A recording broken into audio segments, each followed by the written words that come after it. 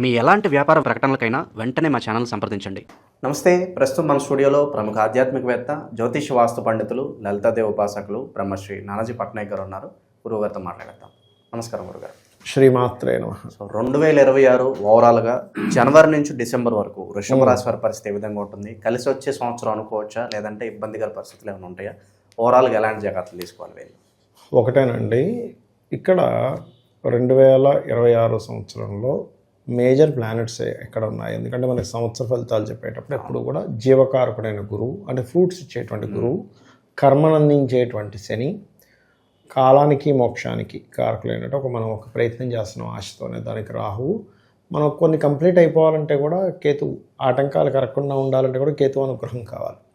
వీళ్ళ యొక్క గ్రహస్థితులు బట్టి ఈ యొక్క అంశం నేను చెప్తుంది, నేనైనప్పటికీ కూడా చెప్పిస్తుంది సాక్షాత్ లలిత అమ్మవారిగా భావిస్తూ, ఫస్ట్ ఆఫ్ ఆల్ ఇక్కడ ఏంటంటే మీకు అంటే ఈ యొక్క రాశి వారికి జనవరి 1వ తేదీ నుంచి 2026 సంవత్సరంలో ఒక 6 నెలల పాటు దాదాపు, అంటే జనవరి నుంచి జూన్ వరకు, ఆల్మోస్ట్ జూన్ స్టార్టింగ్ వరకు గురువు 2లోనే ఉంటాడు. ఈ లగ్నానికి శుభుడైనా పాపైనా కానీ గురువు అక్కడ ఉన్నప్పుడు ధనస్థానంలో ఉన్నందుకు ఏదో ఒక రూపంలో వీళ్ళకి ధనం అనేటువంటిది ఏదో రూపంలో వస్తూనే ఉంటుంది. ఇక్కడ ఓన్లీ గురువు ఒకటే కాకుండా మనకి లాభస్థానంలో శని, ఇది కూడా ఒక రకంగా చెప్పాలంటే మంచిదే. ఎందుకంటే మనకి ఎప్పుడైనా సరే శని లాభంలో కానీ, లేకపోతే 3వ స్థానంలో కానీ, 6వ స్థానంలో కానీ, ఇలా 11వ స్థానాల్లో కానీ, లాభం అంటే 11వ స్థానంలో కానీ ఉన్నప్పుడు ఆటోమేటిక్గా కొంతవరకు ఫేవర్గా ఉంటుంది, కాలం అనుకూలిస్తూ ఉంటుంది. కాబట్టి ఇక్కడ ఫైనాన్షియల్గా అయితే మంచి గ్రోత్ ఉంది, దానిలో ఎటువంటి సందేహం లేదు. కానీ మరి జూన్ నుంచి మనకి గురువు మారిపోతాడు కదా. గురువు మారినప్పుడు ఇచ్చే రిజల్ట్స్ ఏమిటి? మరి ధనయోగం తగ్గిపోతుందంటే కాదు. ఉన్న ప్రదేశంలో కాకుండా ఇతర ప్రదేశాలకు వెళ్ళడం ద్వారా ధనయోగం పెరుగుతుంది. ఎందుకు అంటే ఇక్కడ మనకి గురువు 3లోకి మారినప్పటి నుంచి 2 విషయాలు పాజిటివ్గా ఉంటాయి.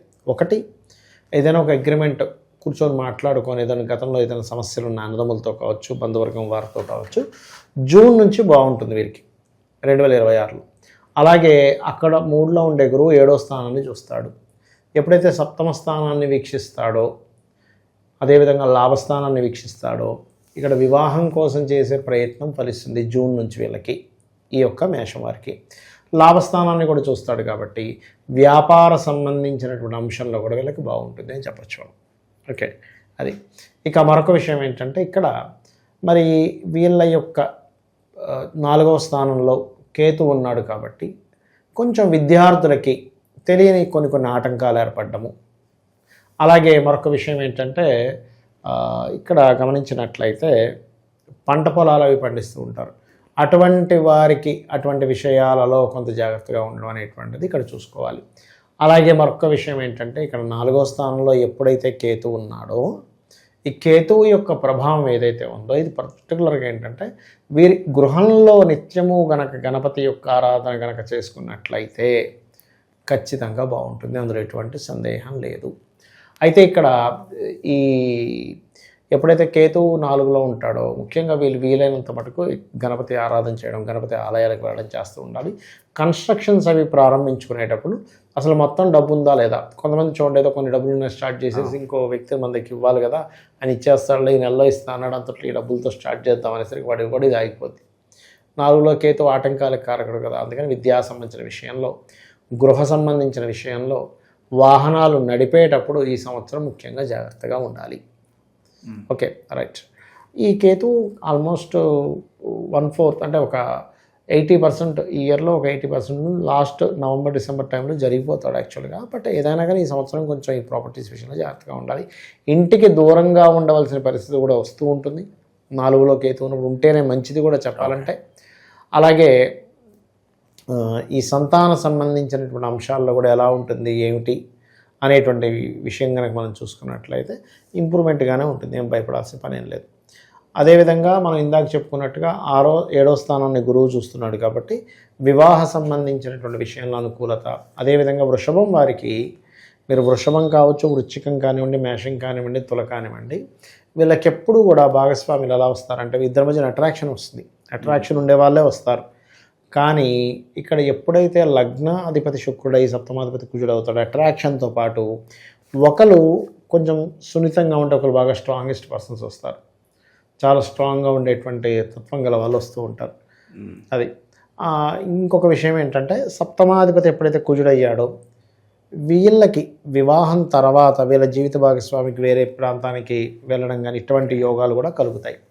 అయితే దశమ స్థానంలో రాహు ఉన్నందుకు వీళ్ళకి కెరియర్ రిలేటెడ్ సంబంధించిన విషయంలో సాఫ్ట్వేర్ ఉద్యోగస్తులకి అనుకూలంగా ఉంది చెప్పాలంటే. అంటే ఉద్యోగం కోసం వేరే ప్రాంతానికి వెళ్ళడం కానీ లేకపోతే వేరే దేశాలు, ఇప్పుడు అమెరికానే రావాలని రూల్ లేదు, ఆస్ట్రేలియా ఉంది, లండన్ ఉంది, రకరకాలు ఉన్నాయి.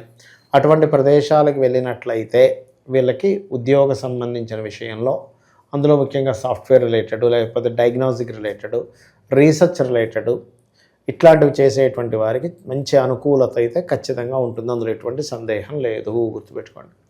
అలాగే మరొక విషయం ఏంటంటే ఇక్కడ గమనించినట్లయితే ఇక్కడ ఈ కాంబినేషన్ ఏదైతే ఉందో, అంటే ఈ లగ్నం నుంచి సప్తమాధిపతి శుక్రుడు, అలాగే సప్తమాధిపతి కుజుడు, లగ్నాధిపతి శుక్రుడు, ఈ లగ్న సప్తమాల్లో శుక్ర కుజులు అధిపతులు అవుతున్నారు. కాబట్టి ఎవరికైనా ఈ జూన్కు మందే వివాహం అవ్వాలి అనుకునేటువంటి వారు కాస్త ఓం కామేశబద్ధ మాంగళ్య సూత్ర శోభిత కందరాయ నమః చేసుకోవడము. అలాగే జూన్ తర్వాత ఎలాగో వీళ్ళకి సప్తమ స్థానం వైపు గురువు దృష్టి ఉంటుంది కాబట్టి కుజరాశుల మీద లగ్నంలో ఉండి శుక్ర కుజులు రెండు యాక్టివ్ అవుతాయి.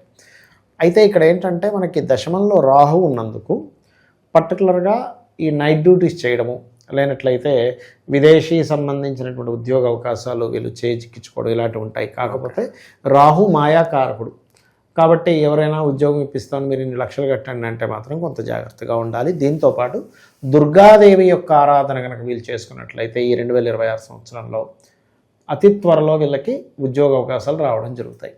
అలాగే లలితా సహస్రనామాల్లో ఓం మాణిక్య మకుటాకార జానుద్వయ విరాజితాయే నమః, ఈ నామం అద్భుతంగా పనిచేస్తుంది వీరికి. ఓకే, ఈ ఇల్లీగల్ అఫైర్స్ ద్వారా ఆ టెంప్టేషన్స్కి లోన్ అయ్యి కాస్త వైవాహిక జీవితంలో ఇబ్బందికర పరిస్థితులు ఉన్నాయి వీళ్ళు ఎదురు చూసే అవకాశం? ఒకటేనండి, అఫైర్స్ అనేవి వీళ్ళకి ఇప్పుడు వాళ్ళ పర్సనల్ చార్ట్లో ఉంటే మనం ఏం చేయలేము అది. బట్ ఇప్పుడు కంటే కూడా ఒక 2 years తర్వాత ఏలినాటి శని ప్రారంభం అవుతుంది, ఒక 2 ఏళ్ల తర్వాత. అప్పుడు నీచ స్థానంలో 12వ స్థానంలోకి వచ్చినప్పుడు ఎప్పుడైనా సరే ఎవరైనా జన్మజాతకంలో వాళ్ళు అఫైర్స్ పెట్టుకుంటున్నారంటే వాళ్ళకి 12వ స్థానం పాడవుతుంది. వాళ్ళ ప్రమేయం లేకుండా అఫైర్స్లోకి వెళ్ళిపోతారు. సో అప్పుడు వాళ్ళకి ఖచ్చితంగా దాని ప్రభావం ఉంటుంది. ఓకే, సో దూర ప్రయాణాలు చేసే వాళ్ళకి ఏదైనా సూచన ఉందా? దూర ప్రయాణాలు లాభదాయకంగానే ఉంటాయి అంటారు ఏదైనా పనితో మనం ముందుకెళ్ళినప్పుడు? ఈ సంవత్సరం చెప్పాలంటే గురువు 2లో ఉన్నందుకు, లాభస్థానంలో శని ఉన్నందుకు ఒక రకంగా పాజిటివ్గానే ఉంది వీళ్ళకి.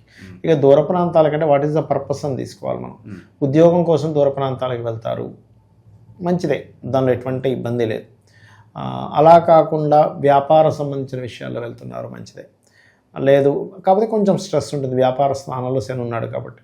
మరలా సంతానం కోసం చేసే ప్రయత్నాలు కూడా ఫలిస్తాయి, కాకపోతే కొంచెం ప్రయత్నం ఎక్కువగా చేయవలసిన పరిస్థితి ఉంటుంది. But good. ఓకే, సో ఓవరాల్గా ఈ ఇయర్లో శక్తివంతమైన ఆలయాలు దర్శిస్తే బాగుంటుందంటే ఏం చెప్తారు? అలాగే విశేషంగా ఎటువంటి దైవారాధనలో ఉండాలి సంవత్సరం అంతా కూడా? పద్మనాభ ఆలయాన్ని దర్శించడం మంచిదండి వీరికి.